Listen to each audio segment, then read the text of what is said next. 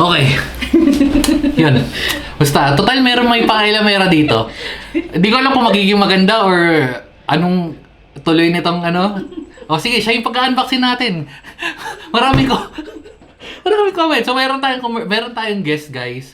Siya yung pagka-unboxing natin. Ngayon kung hindi nyo maintindihan, hindi nyo maintindihan. O sige, ikaw na mag-unbox na to. Huwag mo papakita tong ano, huwag mo papakita yung address ko. Yung address natin. O yan. O iba, ano sasabihin mo, ano yan? Hi mga ka-guys. O, hi mga guys. Buksan mo. Meron na naman tayong keyboard ngayon. Sandamakmak na ng keyboard nandito. Pero bumibili pa rin ng keyboard. Okay. Dalawa lang naman yung kamay niya. Sige. Hindi naman pwedeng sabay mag-type. Pero bili pa rin ng bili. Buksan na natin to. O, pare-parehas lang naman yung itsura. Pare-parehas lang naman na keyboard. Alis mo na yan. Ano ba to? Dark Flash. All keys, no rush, full key, hot swap, Sa mga GD68. nagpapareview ng Dark Flash dyan, pasensya na kung medyo pangit yung video na kakalabasan ngayon. Kasi nga, hindi ba? Bubuksan to. Okay.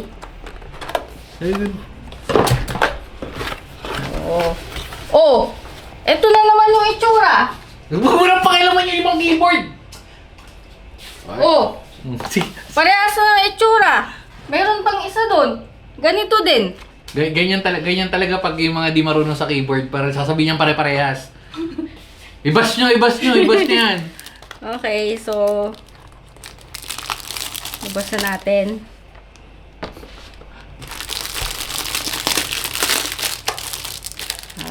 ASMR.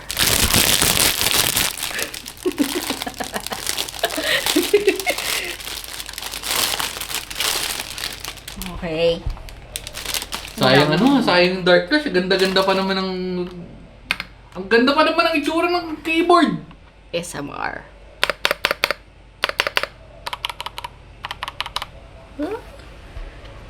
So yun guys, isa na namang keyboard ang ED display. Okay na yan.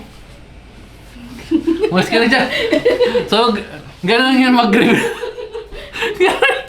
Ganun, balikan na natin. Balikan na natin sa simula. Kunwari wala kayo napanood. Pero anyway, sa box, ito yung box na Dark Flash. Dark Flash GD68. Meron na tayo nung GD100. Yun yung pinakauna natin nakuha. Well, hindi pinakauna. I mean, yun yung first Dark Flash natin. So, ito yung Dark Flash GD68. Kinuha natin is yung Starry Blue and switch is yellow. Yung sa mga skip nyo lang yung yung part na yun. Pero anyway. So, ayan. Tatlong klase to. Yun, which is ito yung gamit natin. Ito yung nabili natin. Yung Starry Blue. Kasi nung black, hindi na tayo nag-black. Kasi papansin nyo, puro black na yung keyboard natin sa likod. Tsaka yung Milky Brown. Yung Milky Brown, hindi ko masyado trip yung kulay. Meron na rin tayong ganun. Kaya, nag-opt tayo for Starry Blue. So, sa gilid, sa baba pala, meron QR code. Nandiyan yung model mo. GD68. Tapos yung logo ng Dark Flash sa taas. Pero, ganyan yun. And then sa likod, which is, kadalasan, nandun yung, niya, yung technical specifications. Or kung ano man. Anyway, so transmissions, wired plus 2.4 and Bluetooth, hindi nakalagay kung 5.0 or kung ano man. Response rate is 1000 Hz. Mechanical shaft, life cycle 50 million times, 68 keys. Nandito na rin yung dimensions. 1200 mAh yung battery. Windows and Mac. Okay, so maganda yung box niya. Hindi lang nabigyan ng justice nung una, pero maganda yung box niya. So, ayun yung box. Kabilan natin. And then, after mo nga makuha yung box, after mo mabuksan mo nga yung box, ito na yung susunod. Hindi na nabigyan ito ng, yan. Oops. So, ito yung keyboard, pero before tayo magpunta sa keyboard, meron siyang cover, meron siyang plastic. Tapos, syempre, meron ka ring user manual. Open natin na mabilis lang. Okay. So, yan yung manual.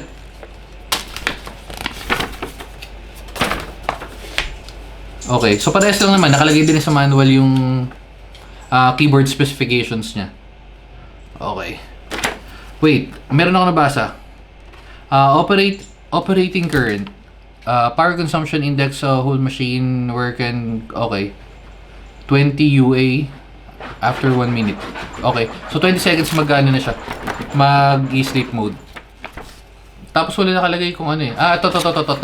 Yung Bluetooth. Yung Bluetooth. Yung kadalasan tinatanong or hinahanap natin is QWE for Bluetooth. Wala nakalagay for dongle. Malamang yung susunod is eto nakita ko na sa keyboard. So pass na tayo dito.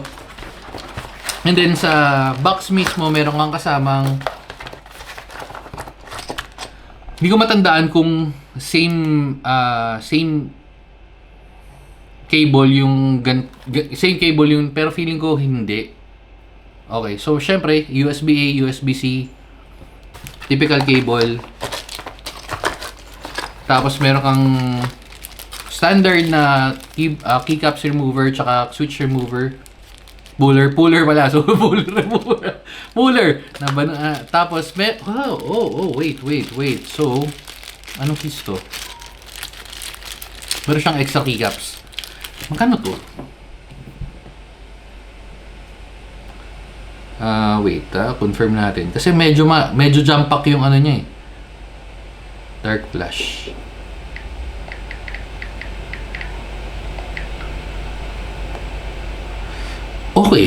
Okay. Original price niya is 1,790, roughly 1,800. Pero nakuha natin ng 1,590. Hindi ko sure kung mas may mura pa yan sa panahon na pinapanood mo ito ngayon. Pero para sa akin, yung presyo niya at yung mga kasama niya, may keycaps, may switch, panalo na, pero magkakatalo tayo syempre pagka na-testing natin yung keyboard. Okay, so speaking of, so punta na tayo doon, pero medyo nadudurog to. Punta tayo dito. Ano yung extra niya? Yung extra keycaps niya is okay. So if in case gusto mag all blue, yan. Well, may matitira yung escape. Tapos, or kung gusto mo naman ng may additional splash ng orange, pwede mong palitan yun. Hindi nyo pala nakikita. Ayan. Kala ko dituto ko. Ayan. So, ito yung yung kung gusto yung mag-extra keycaps na enter, tsaka backspace, and then ito yung sa arrow keys. Just in case. Siguro mix and match na. Depende sa preference nyo. Pero, good yun. Kasi, ito yung keycaps niya. Diba? Quality Okay. And punta tayo sa switch. Yung switches niya na may nagmimiyaw sa labas. Walang tatak. Wala Pero alam ko yung sa isa, yung sa JD100, alam ko meron talaga yung dark flash. Parang ito wala. At wala siyang sound. Meron pero sobrang wala, sobrang silent. Ayun wala. Okay, so silent switch ba talaga to or hindi matandaan confirm ko. Pero parang wala nakalagay doon. Feeling ko wala nakalagay doon yung binili ko Kasi usually pag may silent switch nakalagay naman or naka-indicate doon or hindi ko na naman nabasa. Kasi wala na. Wala na nung men. So ito yan, ito yung dark flash, 'di ba? Baka sa ECPC wala, pero ayan, pag nag-buy now tayo, makikita nyo, ayan, brown sugar na lang. So wala na nung starry blue. Okay. Anyway, so yun yung kasama, additional switches, which is again very generous ng dark flash kasi hindi lahat ganyan. Para sa presyo niya 1,560 Well, mas mataas siya ng, sabihin na natin mas maangat siya ng more than 1,000 kasi kadalasan yung mga ganito nasa less than 1,000. Pero kung papansin ninyo, ito na, pupunta na tayo sa main event which is yung sa keyboard.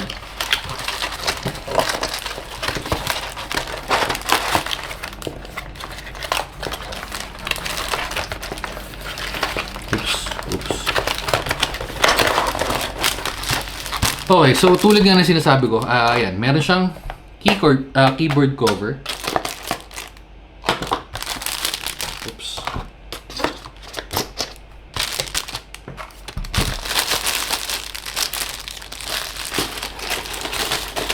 Tabilan natin para wala masyadong kalat. Oops. Okay, so meron din pala siyang mga tatak-tatak na GD, Fly to Unlimited. Okay. Fly to Unlimited. Parang ano din parang Born to be Fight ni Badang yun Ako pala doon sa TikTok kanina. Okay, so yan. Tabi na natin yan kasi yung mga ganito ilalagay na natin doon tapos di-display na. Tulad nga sabi ni Bekbek, di-display na natin to. Well, okay. So yan, napansin nyo naman, sa mga keyboard na ganito, medyo may mga kulay-kulay siya. Which is, para sa akin, kasi hindi lahat ganito eh. Meron yung mga default na keycaps. Hindi ganito yung itsura. No, ito maganda eh. Oh. Sa akin para sa akin maganda to. Kasi yung iba parang siniksik mo lang eh. Ayun. Anyway, so yun yung keyboard. Very presentable. So upper right nandito yung USB-C port mo na kung magcha-charge ka or kukonect mo lang ng wired. Tapos sa ilalim, ito rin maganda rin to dahil meron kang indicator if caps lock, number keys. Hindi ko alam kung to. Battery and then if charging. And then sa ilalim, isa pa to. Ilalim, meron kang dalawang layers. First layer, second layer. Ito lang parang medyo siningit. Wait, hindi siya battery, hindi siya magnet. Sure ako. Hindi siya magnet, pero siningit. Pero maganda naman sa kanya, mas just in case. Naglalak naman no. Ayun no. Naglalak naman siya. So just in case, sasalpak mo lang 'yan. Okay. And yun lang. Tapos nandito na yung information niya. Wait, 500 mAh max. And then on off switch. So check natin, buksan natin kung anong itsura. Wala. Wala nga yata wala talaga tong no. Oh. Yun lang, wala siyang mga pailaw. Oops, wait. Confirm natin. Ayun yung pairing niya pala. Okay. So 2.4. Wala siyang ilaw. Kaya pala siya ganun. Okay. So pag wired. Parehas nung GD100. Pero syempre, open natin yung keyboard. Oops.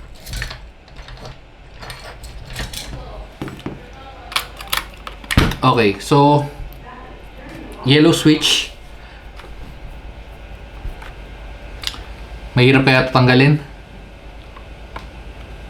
Uy, easy tanggalin. Pero yun lang, siguro dito sila medyo bumawi. Parang hindi ko naman sinasabing cheap, pero parang mas generic tong PCB nila. Ayan check nyo. Pero 5 pins siya. Tapos yun nga, wala talaga siyang ilaw. Kasi kung meron kadalasan dito, meron. So wala siyang ilaw. So kung naghahanap ka ng kung tipong RGB yung ginagamit mo, hindi para sa ito kasi nga yun yung hahanapin mo. Pero ang good thing naman about this, since wala siyang RGB at wala siyang mga pailaw, mas magtatagal yung battery niya. So again, basic generic keyboard, 1,590, pero sabihin na natin 1,600 kasi depende yun Pero again, pag bili kayo ng yung 112233 or kung may sale or payday sale, mas makakamura kayo. Okay? So, yun lang. Ay, sound test. Sorry. Bago natin tapusin, hindi tayo alam ko nag-sound test na si Bekbek kanina. Pero, ayusin natin yung sound test. Ito, okay to. Although walang sounds yung switch kanina na tinetesting natin. Again, depende sa base, kung ano itsura nung sa keyboard mo, kung plastic yan, kung metal, dun magva-vary yun. Tapos additional sa keycaps, tapos yung quality, yung kung meron kang foam, syempre doon magbabago lahat yun. Anyway, so ito okay to.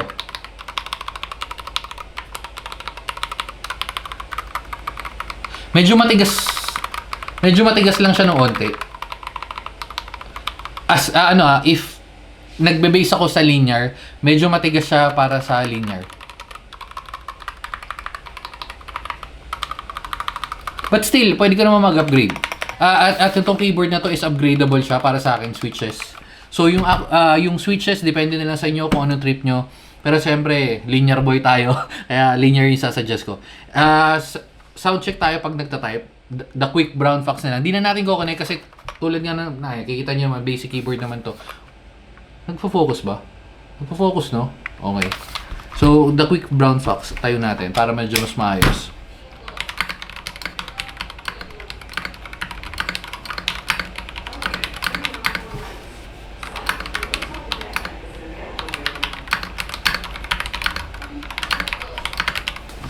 Okay. Wala lang siyang sounds kasi nga narinig yun ng silent switch. Hindi siya matunog kung RGB ang hinahanap mo at medyo matunog or talky or medyo gusto mo yung may eargasm habang nagta-type ka, pas sa'yo to. Pero kung basic mechanical keyboard, all goods na to. So 1.5, hindi, depende kung magkano binili, pero original price niya nga is, actually check natin. Medyo magtatagal tayo ng onti pero check na natin sabay-sabay. So Dark Flash GD68. Kasi sa ECPC alam ko tsaka versus nag-iiba-iba yung presyo. Dark Flash. Oops, mali pa tayo spelling. Ayan. So Dark Flash GD68. Medyo mahal pala siya. So medyo so 1920. Kaya ang sabi ko, swak na swak tong price niya, 19. Ayun, so abang kayo ng sale. Kung may makakuha kayo ng sale, mas quality siya. Again, so quality to para sa akin. Quality tong Dark Flash na to. Tapos sabihin na natin sasabihin niyo basic keyboard pero para sa akin still goods. Okay? So dito na natin tatapusin. Again, Dark Flash G68. Bye-bye and babu.